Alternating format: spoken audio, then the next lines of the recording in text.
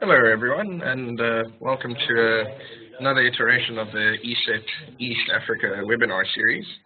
Um, Before we begin, obviously, as usual, please feel free to use the Q&A section for any questions that you may have as we progress, and I'll aim at answering those towards the end of the session. Today, we'll be covering data loss prevention and mobile device management. We have done this before, but I did change a couple of things, so I hope to keep it interesting for those that are viewing the same one again. Obviously, anyone that joins, they'll be able to pick up as we progress. So the first thing that I want to highlight is obviously why do you need a DLP and an MDM solution? So in terms of the ongoing trend of bringing your own device, it obviously poses various unknown risks to an organization, and that can be in the form of malicious apps or malware, or in the worst case, obviously other sources or points of data leakage. And this is confirmed by stats that are showing a continuous growth in mobile malware overall.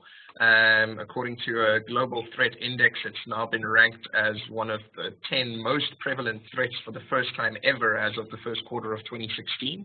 And according to other reports, the detection of mobile ransomware has actually risen by around 200% during the second quarter of 2016. So to give everyone an idea of those numbers, that basically just in the second quarter of 2016 is nearing half of all the detections of mobile ransomware during the entire year of 2015 combined. So there's a massive increase in mobile malware and mobile ransomware. Then, of course, with the increase in mobile workforce and remote employees, an organization obviously has various forms of remote access to various systems, and this can be maybe email or VPN to get into shared documents or something like that. It basically means that there are additional vectors of attack and other risks that might not be under the control of the IT department of an organization, like maybe a hotspot or wireless network that they are operating from. And then, of course, if a system goes undetected, or if it is misconfigured, it often goes undetected because there tends to be a lack of a baseline policy that's in place across all of the systems in an organization. So typically, if it's misconfigured, it may go undetected for quite some time. And again, that's another avenue of attack, or other risks like unpatched software or something like that. There's obviously the massive risks due to the lack of security awareness on the part of the users, as they always remain your weakest link. And then, of course, with the introduction of data protection laws in various countries, well, particularly African countries where it's quite new, there's ongoing efforts being put into becoming compliant. And obviously, if you fail to be compliant, or if you're subject to some form of breach, your organization may be subject to fines or penalties, but that excludes the huge cost of data breach damage should it occur, which can be in the form of losing reputation due to not storing customer data securely, or losing customers overall, and the end result of various costs that can essentially be attributed to data breaches. So what are some of the problems in implementing a DLP solution? Well, there's a couple. The first is that there's typically no universal solution for each and every network. So there's obviously limitations and challenges that come with the size of any organization. And especially in the case of small organizations, they typically have a single or an outsourced IT person or company who may not have a full breadth of IT knowledge or background, and many of them may have no experience with DLP solutions. Then, of course, many DLP solutions on the market tend to come with a very steep learning curve. It tends to make it quite difficult for organizations to adopt a solution and get it up and going. Many solutions on the market don't offer a great deal of granularity or flexibility. So obviously, especially when you become entrenched in a particular network and you need to create fairly granular or complex policies, it may be a limitation of your solutions to actually implement one that meets the requirements. And then, of course, many solutions are not necessarily scalable. In the case of a hardware appliance, obviously that's the prime suspect for any IT security solution, whether it's for firewalls or for DLP or for anything else. Essentially, with a hardware appliance, it obviously needs to be replaced altogether in order to cope with more users or to add more features. So many solutions are essentially not easily scalable. And then, of course, many vendors may not offer any kind of local support, and those that do may not offer it in an efficient manner. And nowadays, obviously, many organizations have a mixed environment with many different operating systems, and most DLP vendors neglect either Mac OS X or Linux platforms, as many solutions are built for Windows only. So you end up sitting with a solution that might not cater efficiently for a network or an environment with mixed operating systems. So obviously, our solution to this would be Endpoint Protector. Casosis, the vendor behind Endpoint Protector, is based in Romania, and they've actually received a number of awards and certifications. And they're obviously trusted by some of the biggest companies in the world, including Aon, Sony, and Philips. Then they are open to feedback and requests, which they tend to incorporate into future releases. So when we first brought on the product and engaged with the vendor quite frequently, they added classification rules for South African ID numbers as an example. And obviously since then they've introduced a number of new features and added a couple of other classification rules as well. It's a completely cross-platform solution supporting Windows, Mac OS X, and Linux endpoints, which is obviously quite uncommon with vendors, as I've mentioned. With the Linux content-aware protection, which I'll cover a little bit later, is one of the newest features that they introduced. And it basically comprises of a couple of features. It's device control, content-aware protection, and mobile device management. I'm going to go into each of these when we get to the demo of the actual product. And essentially, they also provide a variety of pre-configured virtual machine templates. So in terms of deployment, it's purely plug and play. You basically just need to download the virtual machine template and import it into your chosen or respective hypervisor, start it up, and then log in and get it configured. Obviously, support is offered by us through you as the local partner. And in the event that we need to escalate something, we've got direct contact with the vendor support team and channel manager. So in the isolated cases where escalation is necessary, we've got the necessary contacts to do so. The real benefit of Endpoint Protector in general, though, is the fact that there's no significant training or certification required. Because the solution is very easy to understand and because the user interface is very well laid out, it comes with a small learning curve, even for those that have a limited IT background. Everything's obviously easy to deploy, configure, and maintain, obviously for many of the points that I've mentioned before. It's also easily scalable without extensive IT personnel or resources or unproductive downtime. Again, because of the fact that it's a virtual machine template, beyond the basics, you can obviously just add more resources to cope with more users. And then, of course, from a licensing or pricing perspective, it is a product that comes with perpetual licensing, but you only need to license what you need. So there's no additional services required, such as a server or database licenses. And for the reasons, it fits all organizations, right from small to enterprises, because it also happens to be a fraction of the price compared to other vendors. Then our major competitors obviously include the likes of Symantec and McAfee DLP. So those are the primary competitors that we come up against whenever we engage with prospective clients or partners. So that wraps up the slideshow part of this webinar. So just give me 1 second while I switch over to the Endpoint Protector dashboard in particular. Obviously, as I mentioned in the beginning, if there's any questions, please feel free to type those through so that I can actually answer those towards the end of the session.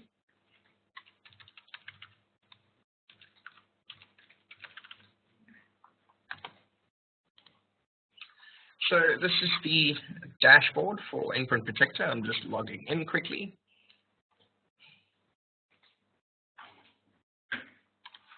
And as you can see, you can immediately see a range of information for our environment.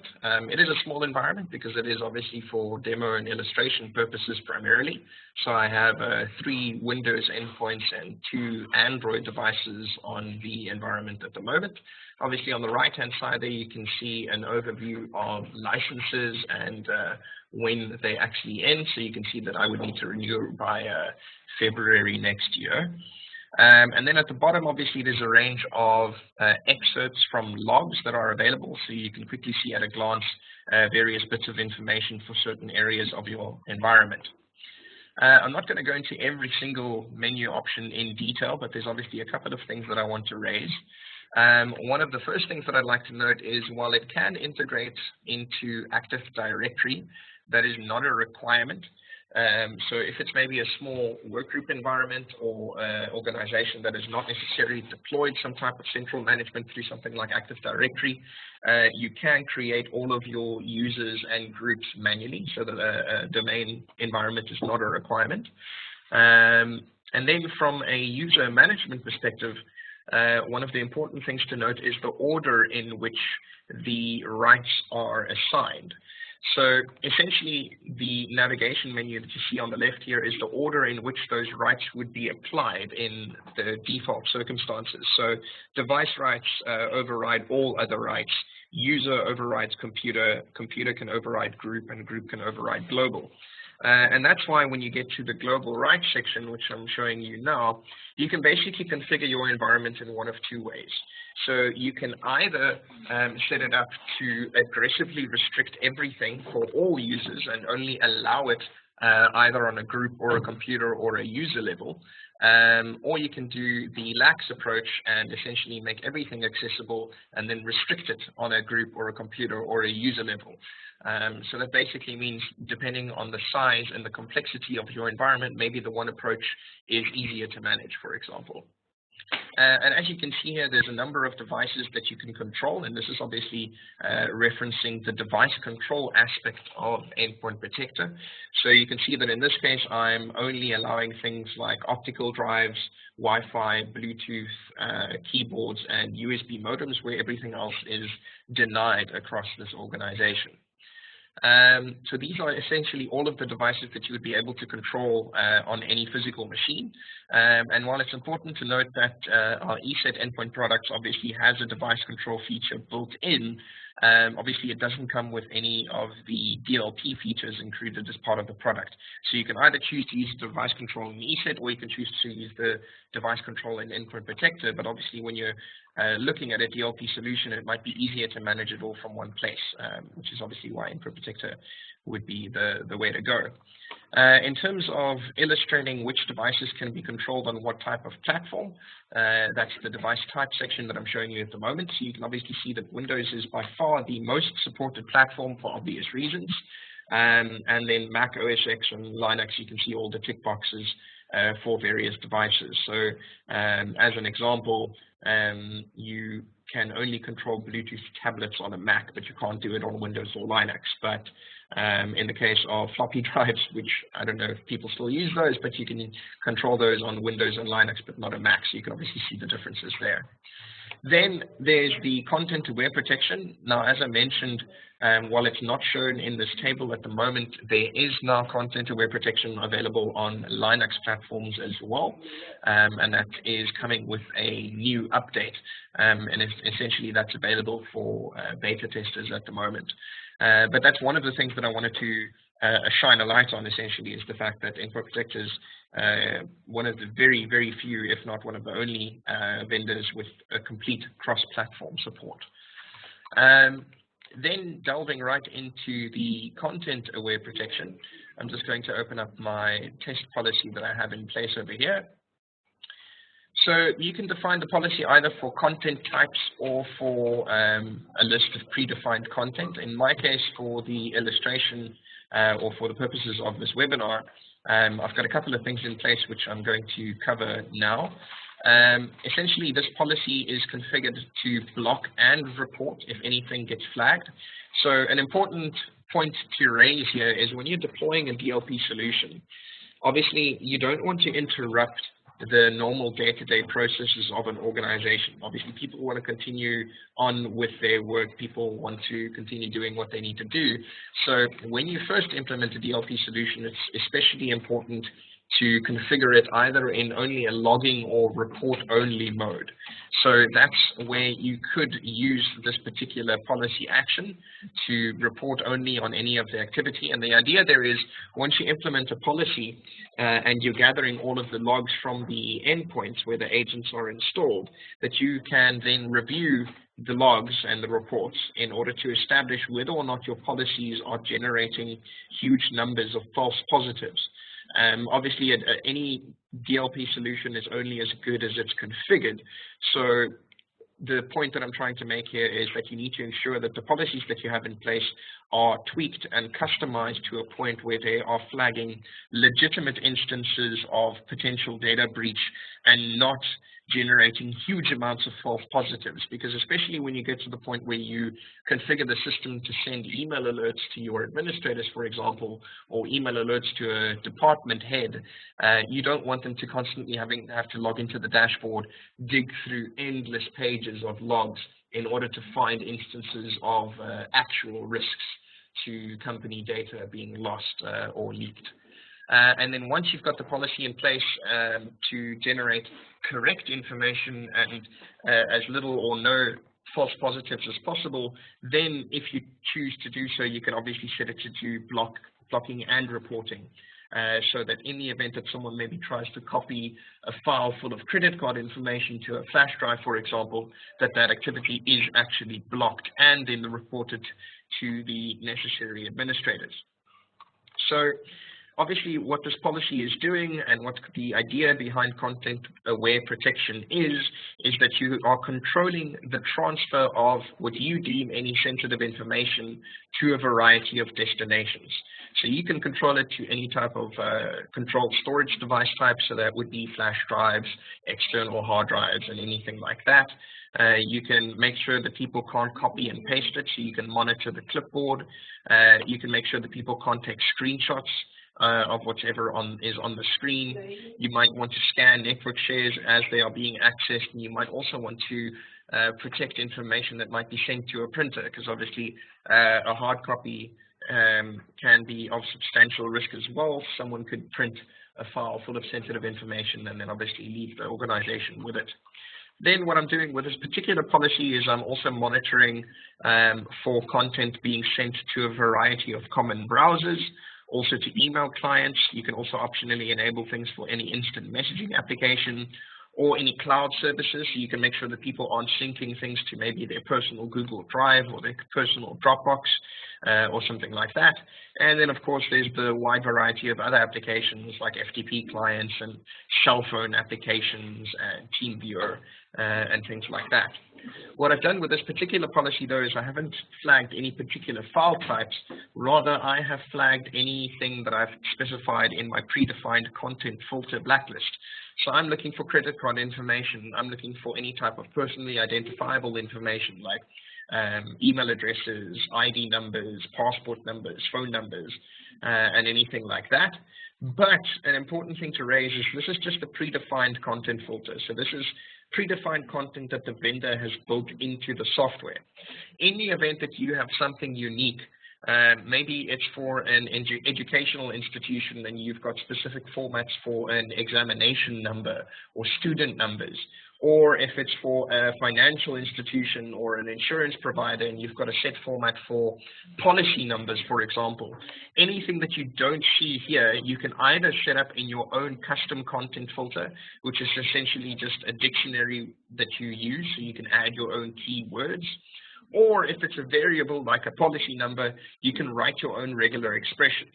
So in my case, I've added a couple just for illustration purposes, and I've added things like matching various forms of a date of birth, like the words date of birth or DOB, and a couple of variations of that.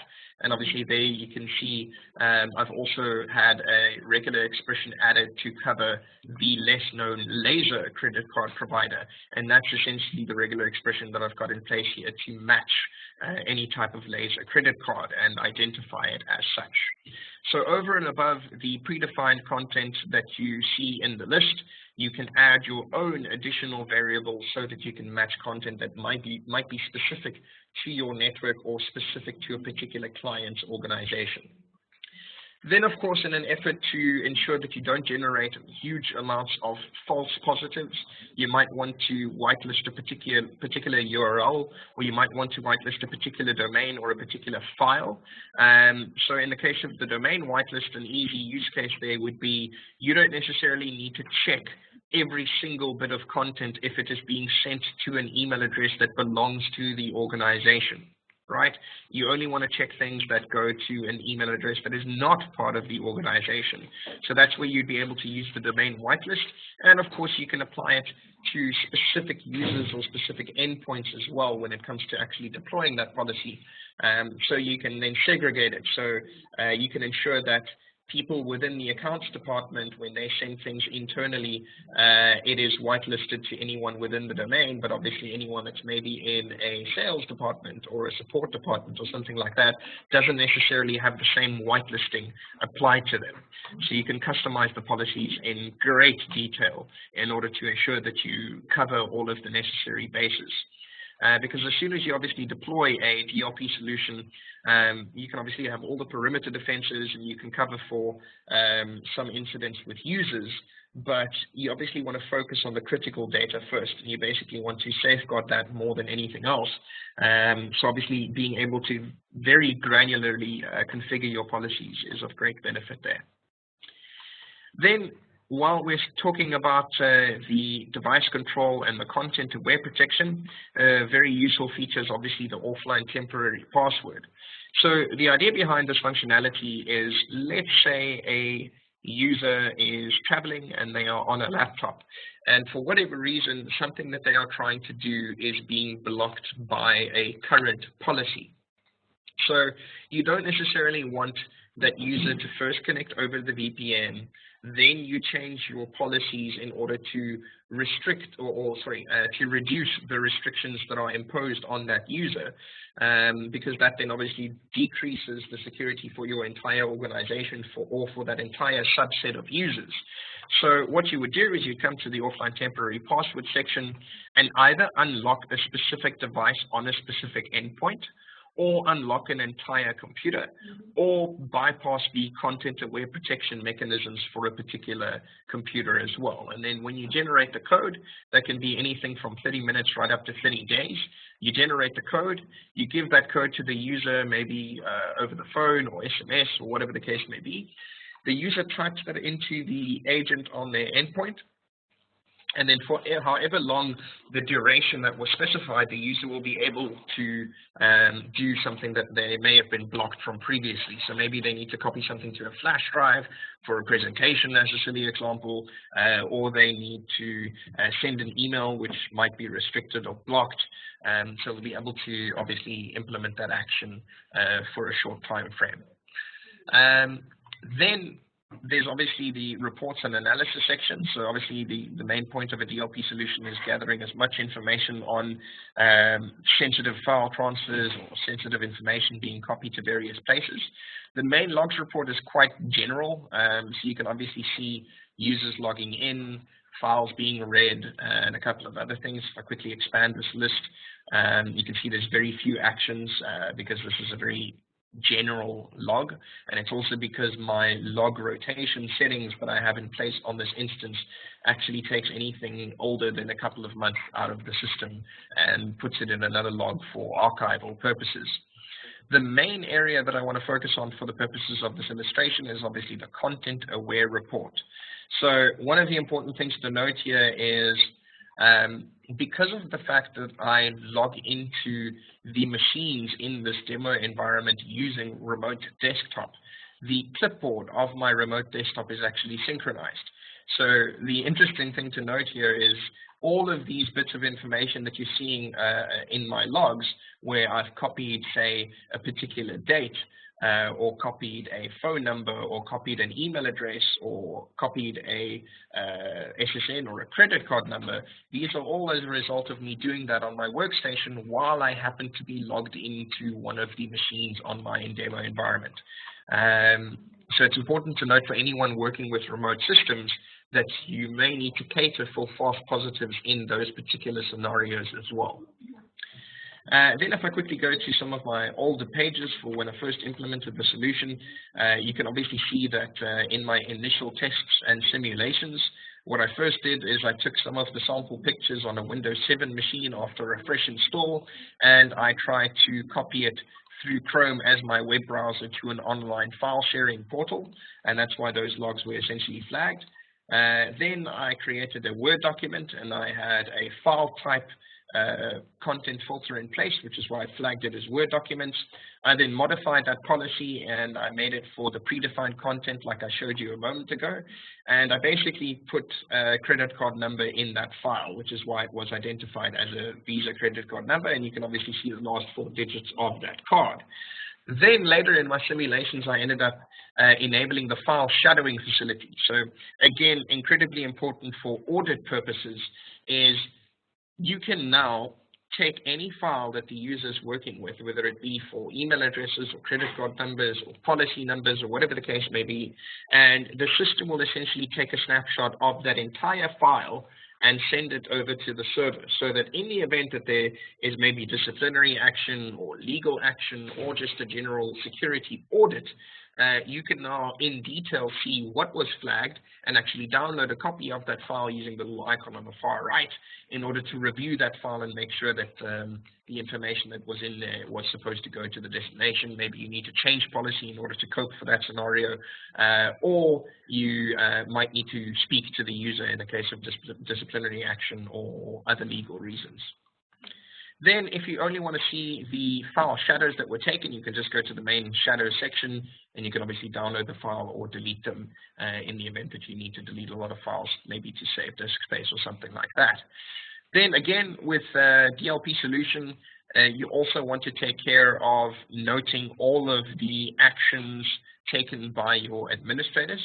So I can go to the admin actions section, and now I can see all of the actions that was implemented by any of the users that were logged in. So there we can see the login from one of my colleagues. I'm currently logged in as root. You can see that I deleted some mobile devices actually earlier today. Those were actually devices of mine that I no longer have, so there was no point in them sticking around in the system. So those could be mobile devices that were lost or replaced or something like that, and then obviously I deleted them out of the system. I then also ran a update because there was an update available earlier today, so you can obviously see a full trail of every single action implemented by an administrator. So there will also be no fooling of the system like an administrator changing a policy in order to copy out some information and then changing the policy thereafter again, because you'll be able to see details of that action implemented by the relevant user as they logged into the system. You can then also see full history, so you can see all of the actions run by a particular user. So I can go over here and I can see a full user log, for example. So I can see when the user logged in, when they logged out, when the machine received policy updates, when they were reading files, in this case off a optical drive and anything like that. And then, of course, you can do the same for computers. You can do the same for devices. So there's various logs and reports available so that you can see the actions at any given point in time. Then, obviously, as I mentioned, with regards to sending email alerts to a department head or to an administrator, obviously, once you've got a DLP solution in place and you've taken a lot of time and effort in configuring it accordingly, you don't want an administrator to constantly sit and look at the dashboard waiting for information to be generated. So once you've got it set up the way that you need, or the way that your company policy dictates, or the way that a data protection law dictates, you can then set up the email alerts. So you can configure anything ranging from system alerts, and that would be anything ranging from disk space or resource utilization or licenses that are due to expire, and send those to the necessary people. Or in the case of a content-aware policy alert, you can maybe send that to the necessary department head, and you can obviously customize these in great detail. Next, covering the mobile device management aspect of the tool quickly. Obviously, with mobile device management, they kind of go hand in hand with any DLP solution, because nowadays anyone and everyone is running around accessing corporate email on their phones. In my case, you'll see two devices on screen. The one is a device that I can actually delete, but I left it in place on purpose. That's a device of mine that ended in a quarry, and obviously the last time that it was reported in was at the time that that happened. And then the top device is the device that I'm currently using. I can quickly manage this device. You can see the model number, you can see the operating system, you can see the telephone number and the cellular network that I'm using. You can see the operating system version. You can see the IMEI device number, so that's especially useful in the event that the device gets lost or stolen. You can obviously report that IMEI device number to the network or to the carrier and have them block that off of their network as well. And I can obviously zoom into this map quickly, and you can see there were two history points of where I moved around during the course of today. And obviously over there where the B symbol is where I am currently sitting at our offices in Cape Town. And there's obviously a couple of things that you can do for any particular device. Part of the mobile device management is purely to increase the baseline level of security of any device that is on your network. So I can implement a particular password policy or security policy to make sure that a password needs to have a certain complexity in terms of its length or the characters or anything else that it needs to use. I can manually set a password on a device remotely. I can enforce device encryption so that if a device gets stolen and people use any basic method to try and bypass the lock screen, that they can't actually get to the device, even if they maybe connect to it using debugging mode, for example. I can also remotely lock or wipe the device. I can also disable things like the Wi-Fi adapter, the Bluetooth, and the camera. And one of the important things to note is at the moment I can also manage Wi-Fi settings for an Android device. But the nice thing here is when we look at numerous types of devices like your iOS devices as well, for those you can not only push Wi-Fi settings, but you can push email settings as well. So part of the idea of an MDM solution over and above increasing the baseline level of security is also to ease the enrollment of those devices into an organization. So as soon as a new person joins the company, obviously they sign their contract. As part of that contract, there's a policy in place that says that if you're going to access corporate information or corporate email using your personal device, we will be installing an agent on that device, and we will be imposing certain controls on the use of that device.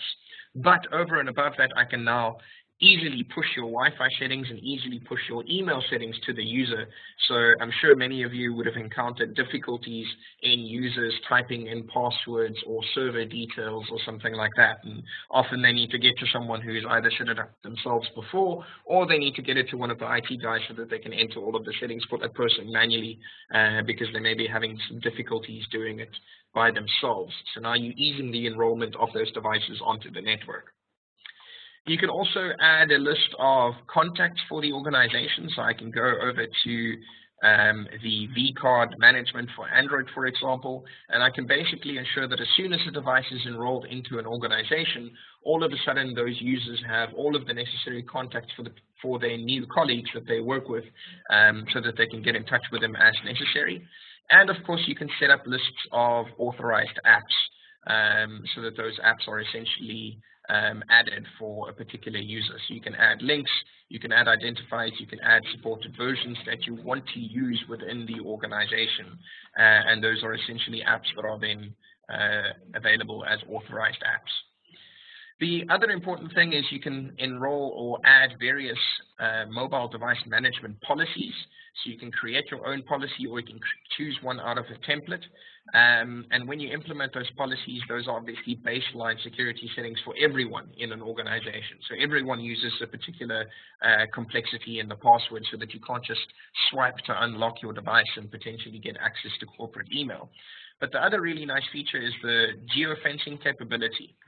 So what I've done is, let me just scroll my map down here to our offices quickly, and let me just edit this. So what I've done is I've drawn an area around our office building, and when you then create your mobile device management policy, you can apply certain settings when a device is within that location. So for example's sake, I can make it so that my device, I can't use the camera on my phone when I am within this location, because maybe a user can take photos of sensitive documents while they are in the building. But as soon as they leave the geofencing area, those restrictions are left inactive. So they'll be able to use their camera as soon as they leave the location that you've defined, because obviously it is their own personal device, and they should be able to do with it whatever they choose. And then, of course, as I mentioned, it does integrate into Active Directory, so there's various syncing tasks that you can implement. When I go back to my dashboard, you can see that those are happening quite regularly, in fact, once every 15 minutes by default. Then there's various other system configurations that I can put in place. So I can, as soon as the endpoint agent is installed on any of the devices on the network, you can upgrade them all through the web interface, because essentially as soon as they are installed, it can overwrite itself. So I'll be able to initiate an upgrade task for all of the Windows machines on my network in order to ease the upgrade process going forward. An important thing to note about this functionality is when there is a big update that is released for the server, it often requires another update on the endpoints, because that process is not automated. So essentially, as soon as you implement an update on the server, it's always a good idea to check that there isn't necessarily an update available for the agents running on the endpoints, and then initiate a client software upgrade task in order to do so. Then, of course, there's a couple of things that I can show you further. This particular section, the system policy section, actually comprises a lot of the settings that you configure when you first deploy the virtual appliance. So these are a lot of the settings that I have put in place on a global level. So I've enabled the file tracing, I've enabled the file shadowing, I've enabled the content-aware protection file shadowing, which I demonstrated a moment ago. You can also take a complete shadow of the email body, so the actual text that someone is typing into an email, you can take an entire snapshot of all of that text as well. And then the default client settings is especially important when you deploy Endpoint Protector in a new environment, right? Because by default, the log upload interval is once every 30 minutes. But obviously, once you deploy a solution like this, you don't want to sit around and wait for half an hour every time that you change some settings to see if the information that's being generated either comprises a lot of false positives or obviously is generating the right information. So when you deploy this for a new client, or if you deploy this particular policy for a new department, you can then customize these settings. So you can make sure that the log upload interval is in this case 1 minute, so that whenever you're making changes, you can see those changes immediately in the logs that are being generated in the system. Then other important settings is the file shadowing settings. So in my case, what I'm doing is I'm only taking a full file copy or a full shadow of a file if it is within 0 up to 4 megabytes, right? So anything larger than 4 megabytes will still be flagged if it's maybe a really big document containing a lot of credit card information, but there won't actually be a shadow of that file that you can then download and review or audit. So the nice thing about this is when we get to the individual endpoint settings, you can customize this on a global level, which is the settings that you saw in that main section. You can then customize that on a group level, so for a particular department like accounts or like support or like sales, or you can set it for a specific machine. So again, a lot of granularity when it comes to implementing these settings for different areas of your organization. And then one of the newer additions to Endpoint Protector is EasyLock enforced encryption. So we obviously have a different encryption product that we offer in the form of DesLock, which I'm sure most of you are familiar with. The nice thing about the EasyLock enforced encryption is it ties into the device control functionality, right? So there's 4 levels of trusted devices in Endpoint Protector, basically from level 1 through 4. And it's obviously focused around removable storage devices, so flash drives or external hard drives or something like that. And what the EasyLock enforced encryption does is it basically means that any USB device that is plugged into a endpoint that has the agent installed, is those devices are then enforced in terms of utilizing some level of encryption. So level 1 is the most basic trusted device, which basically implies that a device has software encryption, like through something like EasyLock. Or if you get to a trusted device level 4, that would be a flash drive that has some type of hardware encryption module built in. Maybe it's a FIPS compliant hardware encryption module or something similar. And then what you can do is when you get to the rights, is if I quickly go to the global rights section over here, for a USB storage device, I can either deny access or I can only allow access if the trusted device level is a certain level or higher. So that basically gives you, again, a lot of granularity in terms of how you configure your policies around USB storage devices, because if a device is encrypted, it can obviously be trusted to a certain extent depending on your preference or depending on the policies of your organization. So that essentially wraps up our webinar for today. I see that no one has sent through any questions as of yet as we were going through the session. So I'm going to give everyone a moment to send through any questions that they might have so that I can answer those before we wrap up.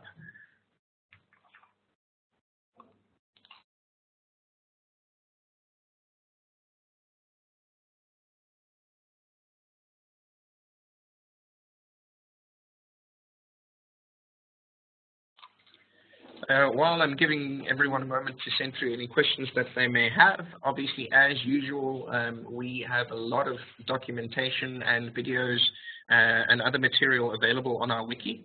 I see that most of you that are on our session today, I know that you all have registered on our wiki, but obviously for reference sake, after each webinar, we do upload the recording of the webinar onto the wiki. So if there's anything that was unclear or anything that you might need to re-watch, or if you want to engage with a customer and you need to double check something that we mentioned, you can obviously go through, watch the webinar recording again, and obviously also obtain the data sheets or any other documentation that might be useful when you're approaching your customer.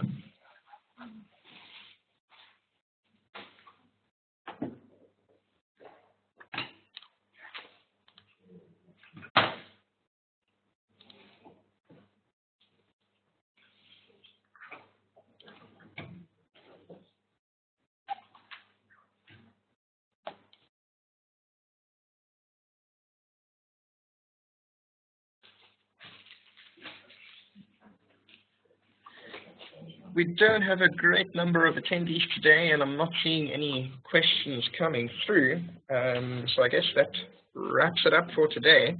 Thank you, everyone, for attending. Obviously, as I mentioned, we will be posting this recording onto our wiki, so you can rewatch it at a later time.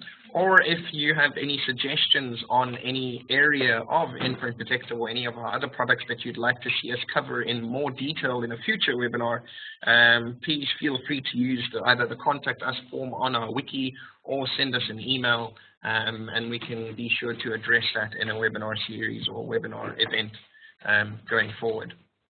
So thank you very much for everyone that attended, and have a good day.